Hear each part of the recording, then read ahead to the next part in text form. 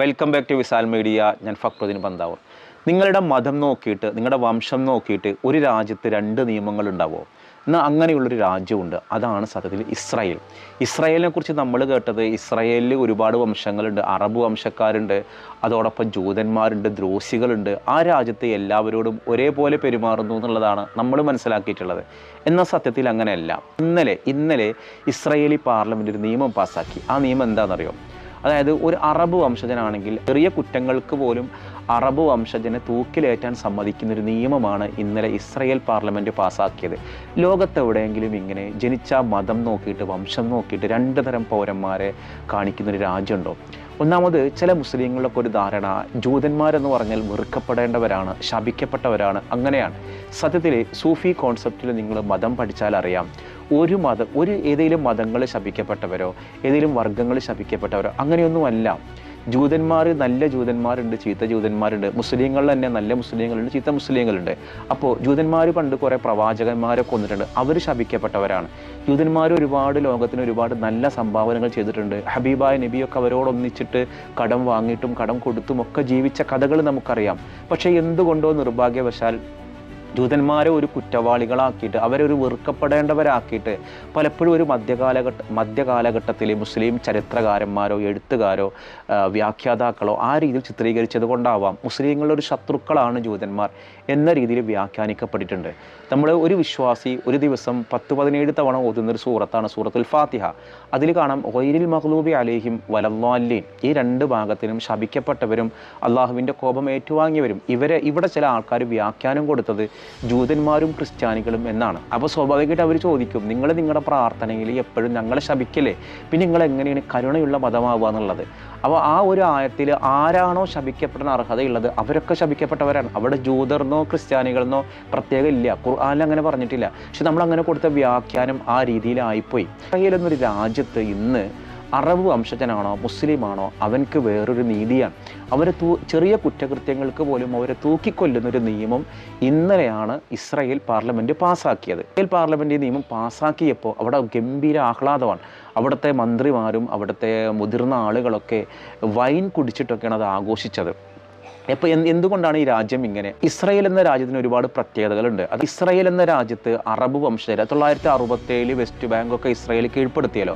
അപ്പോൾ അവിടുത്തെ അറബ് വംശജരെ, അതായത് മുസ്ലിം ആളുകളെ വിചാരണ ചെയ്യുക അവിടുത്തെ സിവിൽ കോടതിയിലല്ല. അവിടുത്തെ ജൂതന്മാരെയൊക്കെ സിവിൽ കോടതിയിലാകുമ്പോൾ അവിടുത്തെ മുസ്ലിങ്ങളെ മിലിറ്ററി കോടതിയിലാണ് വിചാരണ ചെയ്യുക. മിലിറ്ററി കോടതിയിൽ ഒരു കുറ്റാരോപിതരായ ഒരാൾക്ക് വക്കീലുമായിട്ട് സംസാരിക്കാനുള്ള നിയമപരമായ അവകാശം പോലുമില്ല. അപ്പോൾ ചെറിയ കുറ്റകൃത്യങ്ങളാണെങ്കിൽ കൂടി അവരെ തൂക്കിലേറ്റാൻ പറ്റുന്നൊരു നിയമം തീർച്ചയായിട്ടും മുസ്ലിങ്ങളെ ലക്ഷ്യം വെച്ചിട്ടാണ് ഇസ്രായേൽ പാർലമെൻറ്റ് പാസ്സാക്കിയത്.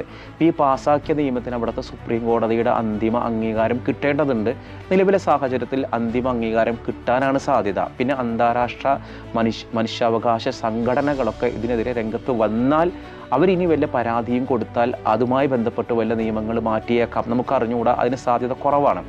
അപ്പോൾ എന്തുകൊണ്ടാണ് ഇസ്രായേലിൽ ഇങ്ങനെ സ്വന്തം പൗരന്മാരെ രണ്ടു തരമാക്കി കണക്കാക്കുന്നത്? അതായത് നിലവിൽ ഇസ്രായേൽ എന്ന് പറയുന്ന രാജ്യം വെസ്റ്റ് ബാങ്ക് അടങ്ങുന്ന ജോർദാൻ്റെ പ്രദേശങ്ങളൊക്കെ കീഴ്പ്പെടുത്തിയിട്ട് അവരുടെ അധികാര പരിധിയിലാക്കി.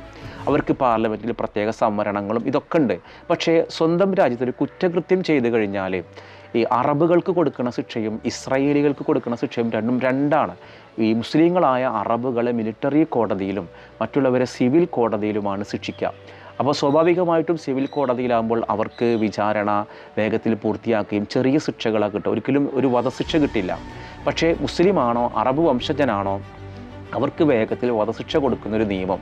ഇപ്പോൾ എത്രയോ മുസ്ലിം രാജ്യങ്ങളിൽ മറ്റു മതക്കാരുണ്ട്. ഇപ്പോൾ ഇറാൻ എന്ന് പറയുന്ന രാജ്യം എടുത്ത് നോക്കുക, അതിൽ ഒരു 5% ജൂതരുണ്ട്. ആ ജൂതരോട് പ്രത്യേക നിയമങ്ങളുണ്ട്. അവിടെ ഇറാനിൽ അങ്ങനെ ഇല്ല. ഇറാൻ എന്ന് പറയുന്നത് വളരെ വലിയൊരു ബൃഹത്തായ ഒരു രാജ്യമാണ്.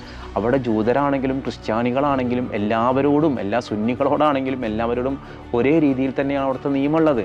പക്ഷേ ഇസ്രായേൽ എന്നൊരു രാജ്യത്ത് നിങ്ങൾ അറബ് വംശജനാണോ? അപ്പോൾ ഈ അറബ് വംശജരോട് ഇത്ര പ്രദേശം എന്ന് വെച്ചാൽ വെസ്റ്റ് ബാങ്ക് അടങ്ങുന്ന പ്രദേശം ഒരു അന്താരാഷ്ട്ര നിയമമുണ്ട്. അത് ഇസ്രായേലോട് കൂട്ടിച്ചേർക്കാൻ പാടില്ല. അവിടെ പ്രത്യേകമായിട്ട് ഒരു പരിഗണന, അവർക്ക് പ്രത്യേക അവകാശങ്ങൾ കൊടുക്കണം എന്നാണ്. പക്ഷെ അവിടെ കൂടുതൽ കുടിയേറ്റങ്ങൾ ഉണ്ടാക്കിയിട്ട് ആ രാജ്യം തങ്ങളോട് കൂടെ ചേർക്കാൻ ഇസ്രായേൽ ഒരു അജണ്ടയാണ്. ഇതിനെതിരെ ഏതെങ്കിലും അറബുകൾ, വെസ്റ്റ് ബാങ്കിലുള്ള അറബുകൾ പ്രതിഷേധിച്ചാൽ അവർ വേഗത്തിൽ പിടികൂടിയിട്ട് വധശിക്ഷ കൊടുക്കാൻ വേണ്ടി മാത്രമാണ് ഈ നിയമം ഉണ്ടാക്കിയിട്ടുള്ളത്. അപ്പോൾ അറബ് വംശജരെ പ്രത്യേകം ശിക്ഷിക്കാനാണ് നിയമം. ലോകത്ത് ഒരു രാജ്യങ്ങളും ഇങ്ങനൊരു നിയമം ഉണ്ടാവില്ല. ഇവിടെ 2 പിഴവുകളാണ് സംഭവിച്ചത്. ഒന്ന്, മുസ്ലിം വിഭാഗങ്ങൾ ഒരു വിഭാഗം കരുതി ജൂതരെ എപ്പോഴും വെറുക്കേണ്ടവരാണ്, ജൂതരെ കല്ലെറിഞ്ഞ് കൊല്ലേണ്ടവരാണ്, അങ്ങനെ ജൂതരെ വെറുക്കപ്പെട്ടവരാണ് എന്നൊരു ധ്വനിയിൽ പലരും വ്യാഖ്യാനിച്ചു. ഏതെങ്കിലും മതവിഭാഗത്തോട് പ്രത്യേക വെറുപ്പ് ഉൽപ്പാദിപ്പിക്കുന്ന ഒരു മതമല്ല ഇസ്ലാം. നമ്മളോട് ആരൊക്കെ ശത്രുത കാണിച്ചോ തിരിച്ച് അവരോട് ശത്രുത കാണിക്കുകയും അവരോടൊക്കെ നേരെ എതിരിടുകയൊക്കെ ചെയ്യുന്ന സ്വാഭാവികമായിട്ടൊരു പ്രക്രിയ തന്നെയാണ്. അല്ലാതെ ജൂതരോടൊരു പ്രത്യേക ശത്രുതയുടെ സമീപനമൊന്നും ഇല്ല. ചരിത്രത്തിൽ എടുത്തു നോക്കിയാൽ കാണാം, ജൂതരോട് ഒരുപാട് സേവനങ്ങൾ ചെയ്തു കൊടുത്തത് മുസ്ലിംസാണ്. അതായത് ക്രിസ്ത്യാനികളൊക്കെ ജൂതരെ കൊന്നൊടുക്കുന്ന സമയത്ത് അവർക്ക് സംരക്ഷണം കൊടുത്തിരുന്നത് ആരായിരുന്നു? മുസ്ലിംസ് ആയിരുന്നു എന്നുള്ളതാണ്.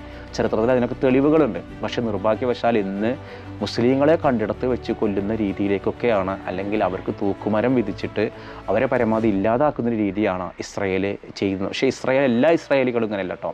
ഒരുപാട് നല്ല ലെഫ്റ്റ് ചിന്താഗതിയുള്ള മുസ്ലിങ്ങളോടൊപ്പം ചേർന്ന് നിൽക്കുന്ന ചിന്താഗതിയുള്ള ജൂതന്മാരുണ്ട്.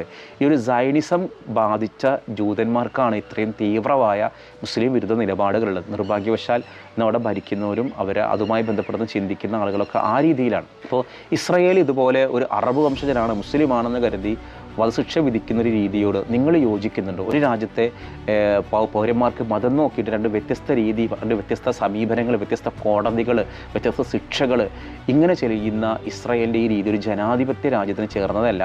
ഒന്നാമത് ഇസ്രായേൽ ജനാധിപത്യ രാജ്യമല്ല. പിന്നെ ഇസ്രായേൽ അറബ് വംശജരോട് കാണിക്കുന്ന ഈ വിവേചനത്തോട് നിങ്ങൾ യോജിക്കുന്നുണ്ടോ എന്നുള്ളതാണ്. മറ്റൊരു ദിവസം മറ്റൊരു വീഡിയോയുമായി വീണ്ടും കാണാം.